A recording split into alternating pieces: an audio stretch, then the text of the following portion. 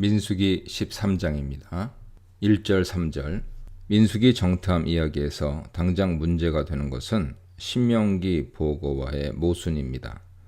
신명기 1장 19절 이하에는 이스라엘 백성이 시내산에서 출발한 뒤 가데스 바네아에 도착하여 정탐꾼을 가나안 땅에 보냈다는 이야기가 등장합니다. 그런데 거기서는 그 땅 정탐이 백성들 요구에서 비롯되었다는 것이 확인되죠. 즉 모세가 즉각 올라가서 그 땅을 차지하자며 두려워 말고 주저하지 말라 독려하자 백성들이 모세에게 그 땅을 정탐하여 작전을 짜서 들어가자고 제안한 것입니다. 모세가 그 제안을 매우 긍정적으로 받아들여 그들은 12명 정탐꾼을 선발해 보냈습니다. 정탐 후 보고는 민수기와 동일하게 부정적이죠. 과연 가나안 땅 정탐은 하나님 명령하신 걸까요? 백성이 요구한 걸까요?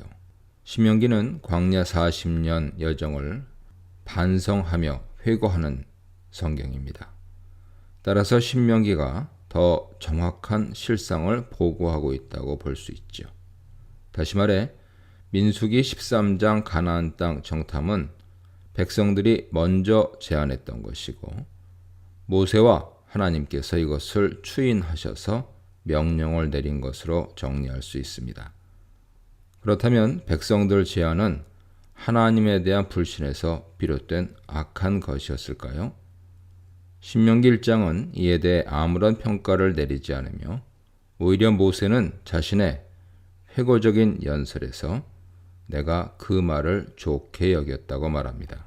여기에는 그것을 믿음의 문제로 보게 하는 어떤 암시도 들어있지 않으며 오히려 모세의 고백은 그것이 매우 현명한 제안이었다 하는 것을 암시하죠. 그들이 나중에 여리고성을 정복할 때도 그 성 정세를 파악하기 위해 두 정탐꾼을 보냈다는 사실은 백성들 제안이 매우 정당했다는 것을 뒷받침합니다. 따라서 정탐 활동 자체를 하나님과 그분의 약속에 대한 불신의 편으로 간주할 필요는 없을 것입니다.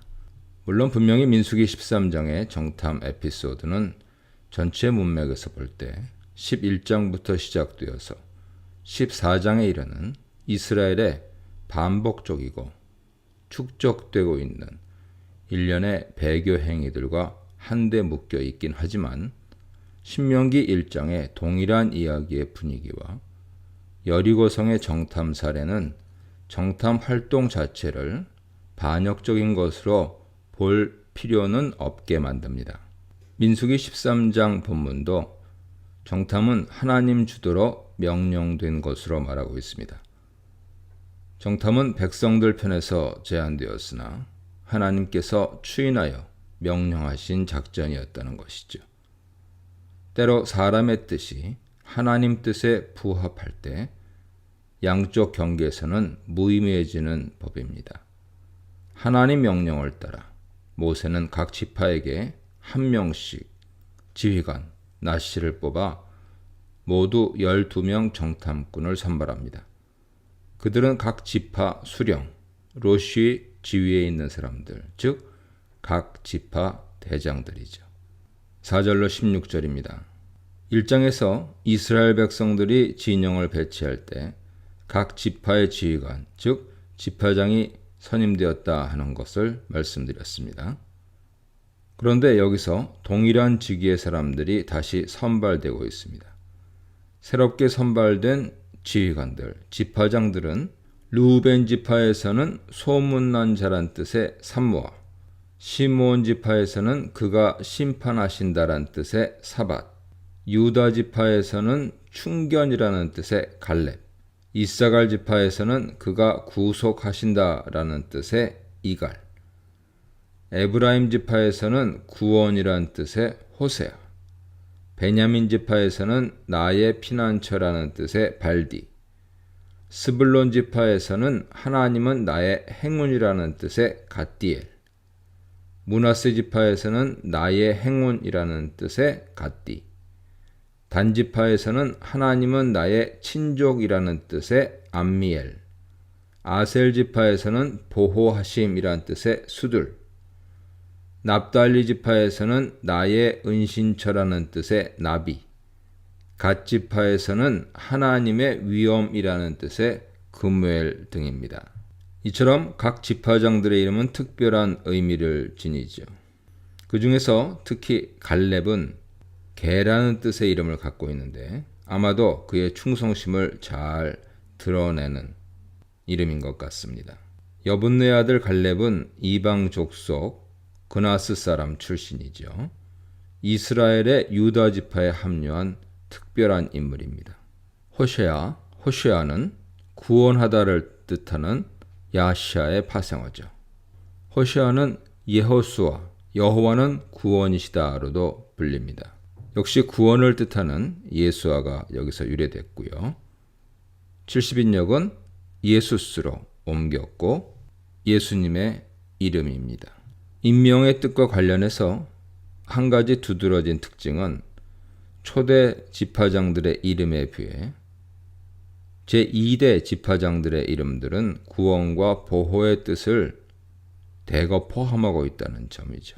어떤 의도가 있었는지 정확히 알 수는 없지만 가나안 땅 정복을 눈앞에 두고 이 이름들이 어떤 상징과 암시를 주는 것으로 보입니다. 초대 지파장들이 물러가고 새로운 지파장들이 임명된 이유는 무엇이었을까요? 이스라엘이 중대한 전투를 앞두고 새롭게 전열을 정비하면서 하나님 명령을 따라 각 지파장들을 모두 젊고 패기가 넘치는 군사 전문가들로 교체한 것 같습니다. 그런 점에서 빠른 은퇴를 하게 된 초대 지파장들은 연령층이 높은 편이었는지 모릅니다. 흥미로운 것은 하나님께서 각 지파 우두머리들에게 정탐을 떠나라 명령하신 점이죠. 신명기에 따르면 그들이 정탐꾼으로 자원했습니다. 첩보활동이란 매우 중요하고 위험한 임무죠.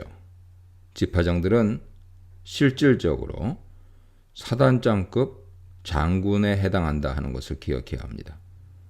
통상적으로 이런 임무는 하위 직급 군인들의 몫이지 장군에게는 어울리지 않죠. 하지만 여기서는 가장 높은 위치의 지도자가 위험한 일에 선봉에 서고 있습니다. 지도자는 목숨을 무릅쓰고 일선에 앞장서는 사람이어야 한다 하는 교훈을 얻을 수 있죠. 비록 그들이 정탐에서 돌아와 용기를 잃고 패배주의에 빠져 비관론을 펼쳤지만 위험한 정탐 활동을 위해 대장들이 자원하여 앞장선 것은 리더십에 대한 중요한 교훈을 주고 있죠. 17절로 20절입니다. 모세는 정탐 경로와 탐문할 내용을 알려줍니다. 첫째, 정탐꾼들은 네겝길을 통해 산지로 올라가 그 땅을 살펴야 합니다. 네겝과 산지가 정확히 어디를 가리키는지 분명하지 않습니다. 네겝은 남쪽을 의미하면서 가나안 지역 남쪽의 반사막 지역을 가리키죠. 정탐꾼들이 이 네겝길을 통해 산지로 올라갔는데 여기서 산지란 바로 남부 지역과 달리 산악지대였던 팔레스타인, 가나안 지역 일대를 가리킬 것입니다. 둘째, 그들은 그 땅 백성의 군사력을 확인해야 합니다. 그들의 체격, 군사적인 준비, 그리고 군대 규모 등이죠. 셋째, 그 땅이 주거를 위해 적합한지 기후와 수자원, 지형 등 전반적인 자연 상황과 여건들을 살펴야 합니다.